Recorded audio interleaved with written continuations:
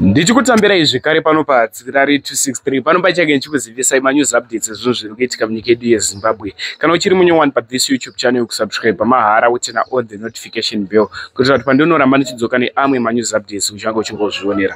Vadikani, first update yedu i-update yemurume uyo abuda mastreets esocial media achitaura iye achizvipupurira kuti akarara namai vake ende aibata amai vake chibharo nekuti amai vake ibofu ende havatauri, saka aiteka advantage yekuti amai vake ibofu havatauri. Asi iye mutauro wanga achizviita anga achiti zvekusataura nekusaona zvakakonzereswa nababa vake.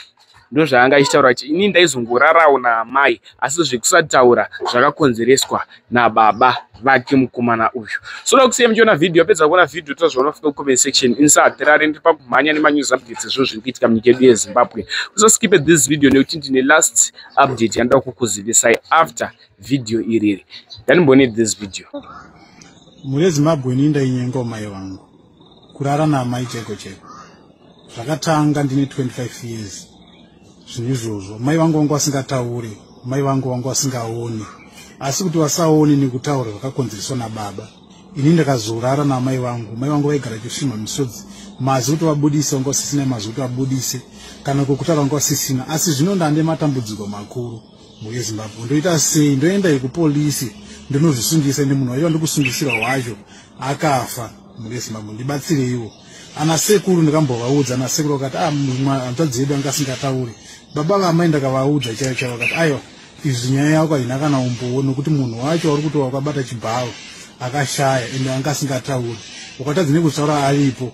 Izvezvi zvimai vari kubudira pamuzukuru wavo, but kuna nasekuru hapana kutombosimudza kana musoro, hapana kana kutombotora kana action. Ndatambudzika hama dzangu, ndatambudzika pese pandiri kungofamba, ndiri kutongobudisa hurume pese kwese kwandinge ndangoenda, kana even ndiri pachechi kana kupi ndinenge chingobuda kana hurume. Amai vachingoti tichipedzisa zvawakatanga, handisi kuzwa mhuri yeZimbabwe. Ndibatsirewo. Ndakarara naamai, ndakanyenga amai vangu nyakubereka, vakandibereka chaiyo chaiyo nguva ndikanyenga mhuri yeZimbabwe. Ndibetsereiwo. Next update ivideo reMurakashi uyo abuda mastreets esocial media achikumbira $50 yebhazi yekunoona amai vake.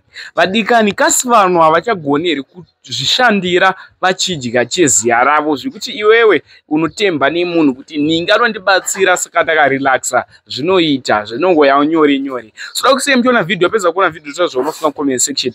Murume uyu ndewe kuZanu PF anga achikumbira $50 kuna Wicknell Chivayo. Zvoda kusiya muchiona video, yapedza kuona video tozvaunofika comment section. Wasubscribe here, walike this video here, washare this video kune hama neshamwari here. Insatirari ndafunga kukutizai makanyanya. Much love. Right, chekutanga ndinoti maswera sei baba namai Chivayo pamungadai muri koko. Ndauyawo pano madzibaba seWicknell namai, ndine chikumbiro kwamuri.